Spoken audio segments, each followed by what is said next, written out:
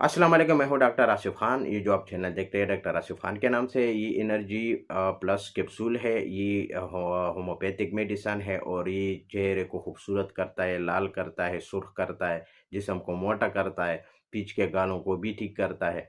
और इसके अलावा खून पैदा करके दिल, दिमाग और जिगर को ताकत मिलता है।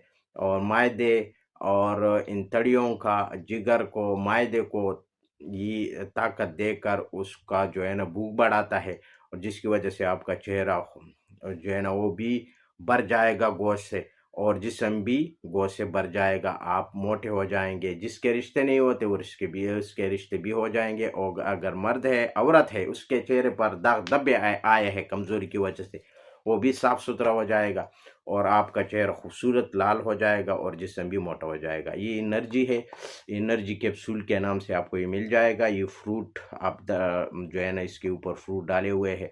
तो इसका ये जो है ना होम्योपैथिक फार्मूला है, और ये मर्द औरत दोनों के लिए है। आप देख सकते हैं, मर्द की तस्वीर भी है, ख़वातीन की तस्वीर भी है। इसके साथ मैं अगली वीडियो तक इजाज़त चाहता हूँ। अल्लाह हाफिज़।